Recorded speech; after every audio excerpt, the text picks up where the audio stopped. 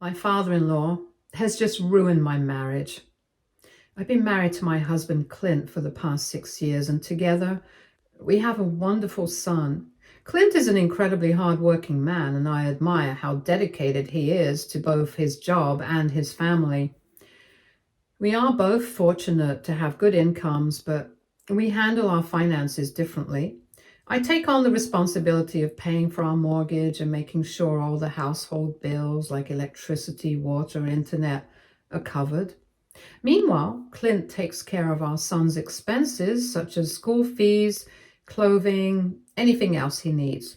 He also pays for our car loan, and on top of that, sends money to his parents every month. Clint's parents are retired, but they don't have any savings to rely on. He is their eldest child, and they also have 2 daughters. Unfortunately, financial stability was never something his parents had, and over the years, whatever money they did have was spent on covering hospital bills and paying for their daughters' weddings. Now they are left with nothing, which is why Clint has stepped in to support them. He makes sure they have enough money for their daily needs, groceries, and medical checkups whenever necessary. His sisters, on the other hand, do not contribute at all. Instead, they take advantage of their parents by treating them like free babysitters, leaving their children with them for hours without offering any financial help. Despite this, it is always Clint who steps up, making sure his parents are taken care of, while his sisters continue to benefit from their generosity without giving anything back. I also do my part in helping Clint take care of his parents. Every weekend, I make sure to visit them, checking in to see if they need anything and spending time with them. I always make it a point to stock their fridge with fresh groceries so they never have to worry about running out of food. I also help my mother-in-law with her garden, which I know she loves dearly. It's something she takes pride in, and I want to support her in keeping it beautiful and well maintained. Beyond just helping with their daily needs, I also try to give my mother-in-law some time to relax and feel pampered. Every month, I take her out for a spa day and a massage, just so she can unwind and enjoy herself. I believe she deserves it after all these years of working hard and taking care of her family. Out of all their children, I genuinely feel that Clint and I have done the most for his parents. We don't just provide financial support, we actively try to make their lives easier and more comfortable. But despite everything we do, Clint's parents seem to have a special soft spot only for his sisters. No matter how much we help them, they always prioritize their daughters. They even use the money Clint sends them to buy gifts for their other grandchildren while barely acknowledging our son. Every Christmas, this becomes even more obvious. While they go out of their way to buy expensive gifts for their daughter's kids, they never put in the same effort for our son. One year, all he got from them was a pair of socks. Clint and I have both noticed this for a long time, but we choose to stay quiet for the sake of keeping peace in the family. We don't want to create unnecessary drama, but it does hurt knowing that our efforts go unappreciated while his sisters, who do the bare minimum, are favored. Then last year, something changed with my father-in-law. He started making new friends, other retired men from his neighborhood. Whenever I saw him, he would excitedly tell me about the things they were teaching him. They said they were showing him how to invest and even encouraging him to start his own business. He seemed really eager about the idea, and I genuinely thought it was a great thing. I encouraged him, believing that having a project of his own would keep him busy and engaged. I figured it would be good for his mental well-being, something that would give him purpose and prevent him from feeling aimless in his retirement. Little did I know what was really coming. Recently, my father-in-law came to Clint and me with a serious request, more like a demand. He told us that he had finally solidified his business idea and now needed a large sum of money to get things off the ground. He made it clear that he expected our full support in making his vision a reality. Naturally, I was curious and asked him what kind of business he was planning to start. But instead of giving us any details, he brushed off my question. He said he wanted to keep it under wraps so that no one else would steal his idea. That immediately struck me as odd. If he was so confident in his plan, why wouldn't he even give us a general idea of what it was? Then he dropped the real bombshell. He wanted us to give him $10,000. Clint and I were completely taken aback. That wasn't just a small favor, it was a huge amount of money. Clint tried to explain that we didn't have that kind of cash just lying around. But my father-in-law quickly dismissed that, calling him stingy. He became defensive and emotional, insisting that we should trust him. Don't you trust me? I'm your father. Do you think I would ask you for this money if I didn't know what I was doing? Just trust me and give me the money, and I promise I'll pay you back 3 times over, he said confidently. Clint looked surprised but gave a hesitant nod as if he was actually considering it.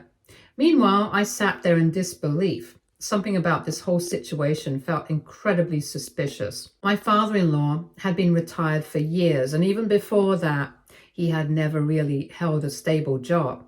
Now, out of the blue, he had a supposedly brilliant business plan, but wasn't willing to share any details. And on top of that, he was promising an almost unbelievable return on investment.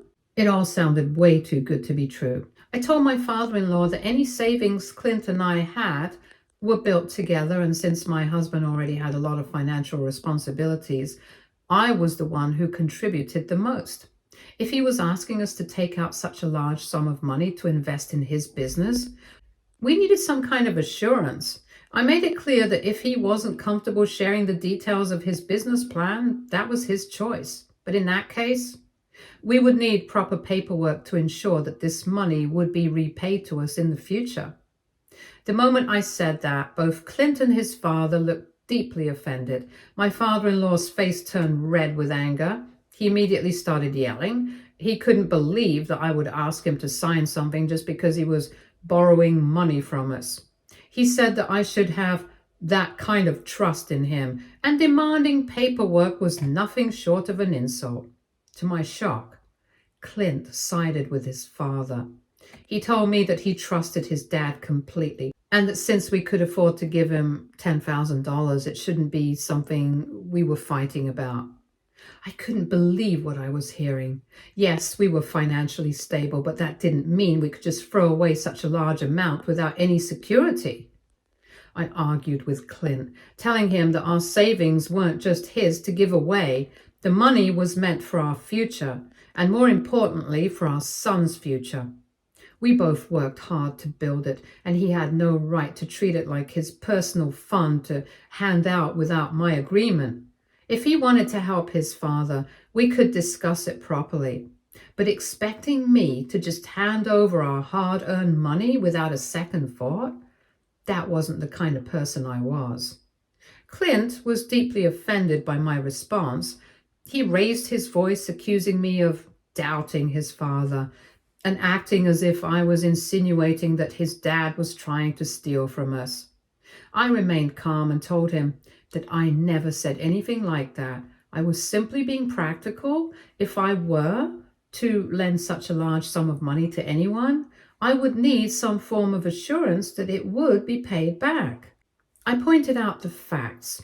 My father-in-law had never repaid us for anything in the past, and now, out of nowhere, he was suddenly starting a business. What proof did we have that this business would succeed?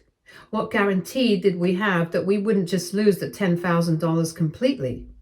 But despite my logical reasoning, neither Clint nor his father were willing to listen. They kept pressing me, saying that I was being distrustful and that I should have more faith in them because we're family. They made it seem like I was the unreasonable one simply because I wanted to be cautious. Then things took an even worse turn. My father-in-law, clearly angry, exploded with frustration. He shouted that back in his day, women weren't even consulted on these matters, and he didn't understand why I was interfering. He made it clear that he believed this should be a discussion between men and that I had no place questioning him. He then turned to Clint and said something that truly disgusted me. He told him that he needed to keep his wife in the reins and not let me get involved in such things, as if I was some unruly horse that needed to be controlled. At that moment, I realized something. This wasn't just about money anymore. It was about respect. And clearly, I wasn't getting any. I found my father-in-law's words highly insulting. Not get involved. As if I needed permission from my husband? I wasn't just going to sit there and accept that kind of disrespect, especially when he was the one coming to us asking for money. I looked him straight in the eye and told him exactly what was on my mind. I reminded him that he was the one begging for our money, yet he had the audacity to insult me just because I was a woman. I made it crystal clear we would not be giving him a single penny. And if Clint wanted to help his father, he would have to find that money on his own. Our savings belonged to both of us, and Clint had no right to withdraw any of it without my agreement. The moment those words left my mouth, my father-in-law completely lost it. He started yelling at me, throwing accusations left and right, as if I had personally wronged him. Clint didn't look any happier. His face was tense, and I could tell he was furious. However, instead of pushing the argument further, he tried to calm his father down. He asked him to give us some time and reassured him that he would talk to me. That seemed to pacify my father-in-law a little, and eventually he stormed out of the house. But once he was gone, all hell broke loose between Clint and me. We had one of the worst fights we've ever had. He accused me of being rude, cold, and mean for refusing to help his father. He felt that I had embarrassed his dad and disrespected him by flat out saying no. But I saw things differently. I told Clint that his father was taking advantage of us, using our hard-earned money without a second thought and refusing to provide any details and even resorting to insults when I didn't immediately agree. How was I supposed to trust someone who wouldn't even tell us what the business was about? I can tell Clint is completely torn between me and his father, but at the same time, I feel completely alone in this. Instead of seeing things from my perspective, he's making me out to be the villain just because I refuse to be blindly manipulated. And honestly, that hurts more than anything. So Reddit, AITA, Update 1. I know for a fact that my father-in-law is not someone to be blindly trusted, and I'm honestly relieved that I trusted my instincts and stood my ground. If it had been up to my husband, that $10,000 would already be in his father's hands by now, no questions asked. Truth is, Clint is completely under his parents' thumb. He does everything they ask of him without hesitation, no matter how unreasonable it may seem. His father knows exactly how to manipulate him, playing on his sense of duty, guilt, and loyalty. So he always comes to Clint when he needs money. Not once has he ever asked his daughters for financial help, and there's a clear reason for that. He knows they wouldn't give him a dime. Unlike Clint, they don't feel the pressure to be the provider, and they certainly don't let themselves be guilt-tripped into handing over money. But my husband, he's an easy target. Father-in-law knows he can rely on Clint to step up every time, no matter how much it inconveniences us. And that's exactly why I had to put my foot down, because if I didn't, this cycle would never end. Update 2. Lately, my husband and I have been fighting more than ever.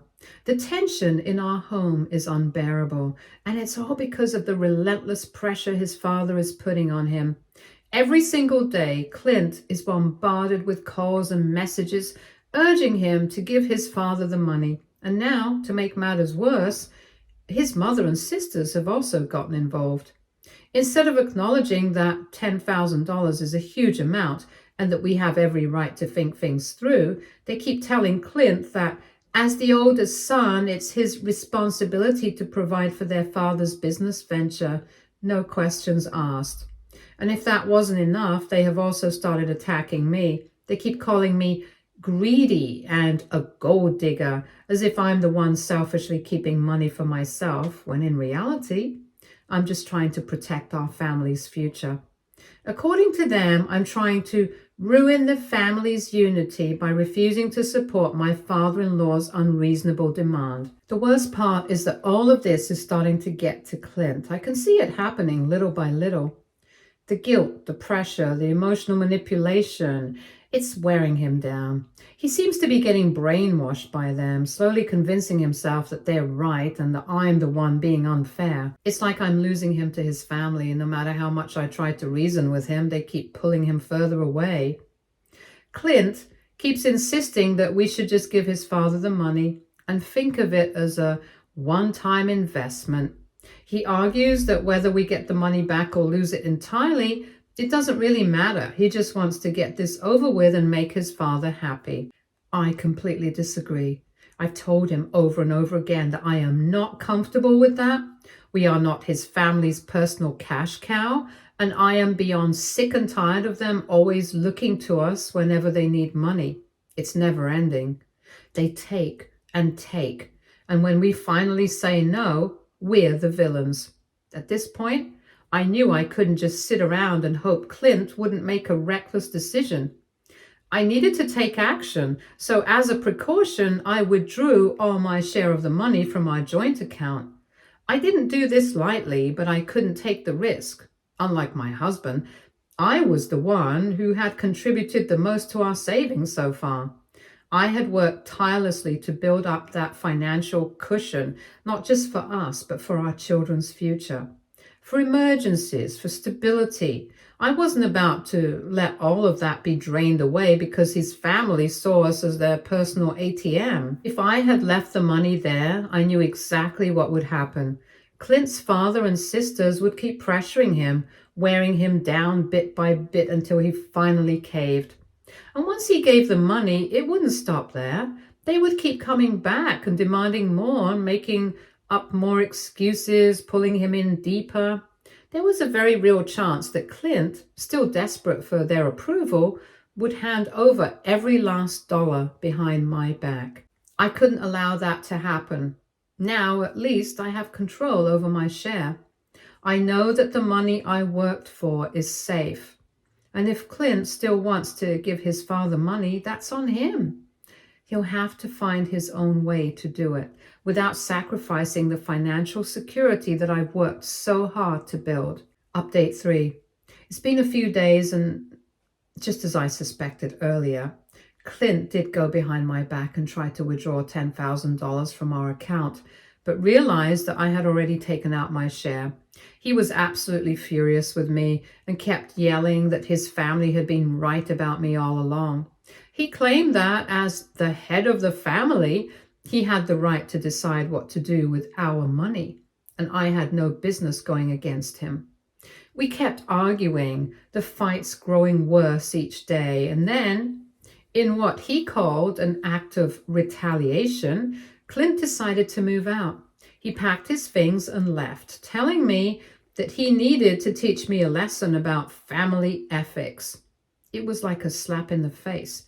This was the man I had built a life with, the man I had loved, supported, and stood by for years, the man I had sacrificed for, and yet when the moment came to choose between his parents and his wife, the woman who had done more for them than his own sisters had, he chose them.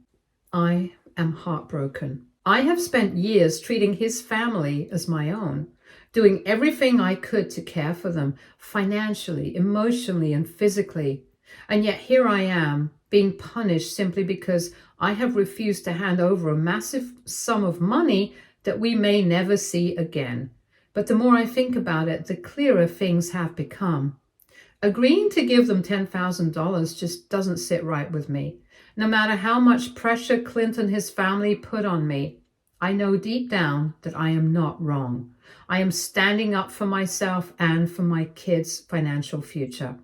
So if Clint wants to break up our family over this, if he truly believes that walking away from his wife and child is the right thing to do, I won't stop him. That's his choice to make. But I refuse to let myself be manipulated or guilt-tripped any longer. If standing my ground means losing him, then so be it. Because at the end of the day, I deserve a partner who values me just as much as I valued him. Update 4. It's been 2 months since my last update. And for those who've been asking, my husband is still staying with his parents and has refused to come back home. It seems like he has completely settled in with them, and despite everything, he has made no effort to reconcile with me. However, when it comes to our son, he still makes time for him. He visits every other day and spends time with him, which I appreciate. At least he hasn't abandoned his role as a father. As for our relationship, we don't talk anymore. Not about us, not about our marriage, nothing. The anger he felt that day when I refused to hand over the money seems to have not faded. It's as if he's holding on to some grudge, refusing to acknowledge that I had every right to stand my ground. But then, yesterday, out of the blue, he called me. At first, I was surprised. We hadn't spoken in weeks, so my immediate thought was that something had happened to our son. Since it was his day to have him, my heart started racing and I quickly picked up, preparing for the worst. But what he said next caught me completely off guard. He sounded really upset during the call. And for the first time in months, his anger wasn't directed at me. He told me that he had recently discovered the real reason why his father had been so desperate for the $10,000. It wasn't for a business. In fact, there is no business. Instead, he found out that his sisters had been pressuring father-in-law to buy them a family vacation house. According to them, having a vacation home would be a good investment for their kids, a place where the family could gather and make memories. But of course, neither of them wanted to contribute a single penny towards it. They had no interest in paying it for themselves, so they convinced their father that it was his responsibility to make it happen. And father-in-law, instead of telling them no, turned around and tried to get the money from us. Brian admitted that if we had given father-in-law the money, he would have come back asking for even more. The $10,000 wouldn't have been the end of it. It would have just been the beginning. He would have continued coming up with excuses, hiding behind his fake business idea until enough money had been collected to pay for the vacation house.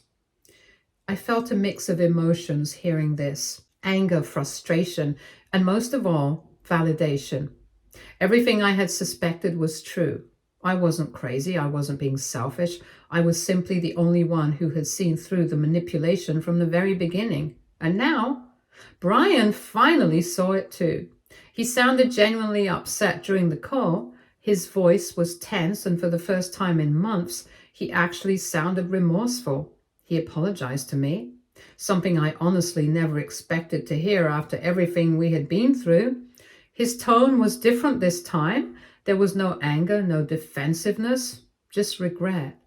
Brian admitted to me that he had already given his father some money before discovering the truth. I could hear the frustration in his voice as he explained that he had truly believed his father's story, that he thought he was doing the right thing by supporting what he assumed was a genuine business venture, but he had been lied to. After confronting his father about it, he was really shaken. He told me he felt betrayed, humiliated, and disgusted by the manipulation. He admitted that I had been right all along, that I had seen the warning signs, that I had protected our money, and that he should have listened to me from the very beginning. His voice was hesitant, almost uncertain, as if he knew exactly how much damage had been done, but was still holding on to the hope that things could go back to how they were. He told me that after realizing how deeply his family had manipulated him, he couldn't bear to stay with them any longer. The betrayal, the lies, the fact that his own father had used him, it had shattered something inside him. He admitted that he felt ashamed for believing them so blindly and for allowing them to turn him against me. He said that staying in that house under the same roof as the people who had lied to him and pressured him into sacrificing his own marriage was becoming unbearable. He didn't want to be around them anymore. He wanted to come home. But for me, it wasn't that simple. I took a deep breath, letting his words sink in. A few months ago, I would have done anything to hear him say this, to hear him acknowledge what he had done and finally see the truth. But now that the moment was here, I didn't feel the relief I thought I would. Instead, I felt anger, hurt, and disbelief. I told him exactly what had been weighing on my heart. When you walked out of our home to stand by your parents, you broke my trust. It wasn't just the act of leaving, it was everything else that came with it. It was how he had dismissed my concerns, how he had let his family insult me over and over again, how he had painted me as the villain just because I refused to be taken advantage of. It was how he had made me feel like an outsider in my own marriage, as if my opinions didn't matter, as if my financial contributions and sacrifices meant nothing. And now, after months of choosing them over me, after watching me suffer through the humiliation of being called a gold digger and someone who was breaking up the family, he suddenly wanted to come back. It didn't sit right with me. I told him I wasn't ready to just forgive and forget. I told him that he had made his choice when he left. Now it was my turn to make mine. And before I could even think about letting him back into my life, I needed time. Time to process, time to heal, and time to decide whether this marriage was even worth saving anymore. Update 5. This decision doesn't come easily. It has taken months of self-reflection, therapy, and exhausting conversations with Brian to finally reach this point. But after everything that has happened, I know now our marriage cannot be saved. When Brian first asked to move back home, I didn't immediately agree. I was still deeply hurt by how he had treated me, by the fact that he had sided with his parents over me and allowed them to insult me and abandoned our home just to prove a point. But a part of me still hoped that maybe we could fix things. So for the past 2 months, we tried. We went to marriage counseling. I sat across from him in the session after session, pouring my heart out, trying to make him understand just how much he had hurt me.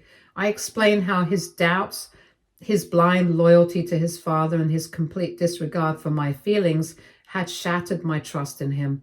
I told him how humiliating it was to be labeled a gold digger by his family, all while I had been the one carrying the bulk of our financial responsibilities. I told him that if we were to move forward, things had to change. We needed to cut his family off financially. No more being their safety net.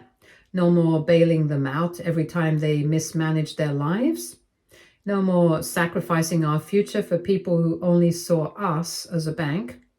We needed to set clear boundaries, and that meant going low contact, not completely cutting ties, but putting much needed distance between us and his manipulative family. But Brian refused. Despite everything his family did, the lies, the manipulation, the financial abuse, he still insisted that he couldn't abandon them. He said it was his duty as the eldest son to take care of them no matter what. Even though they had used him, even though they had disrespected me, even though they had nearly destroyed our marriage. That was my breaking point. I realized then that nothing would ever change. Even if I forgave him today, this cycle would continue. His family would keep taking from us. Brian would keep giving, and I would keep being the last priority. His family has still never apologized to me for all the horrible things they called me. I refuse to live like this anymore. I will not be in a marriage where my voice is drowned out by his family's demands. I will not be in a marriage where I am expected to sacrifice my financial security for people who contribute nothing. I will not be in a marriage where I constantly have to fight to be valued, to be respected, to be heard. So I'm done. I'm choosing myself. I have spoken with my lawyer and I will be filing for divorce. Brian has made his choice and now I'm making mine. I refuse to stay in a relationship where I will always come second. I deserve better, and this time I'm putting myself first. Stay tuned for more stories from our girl relationships.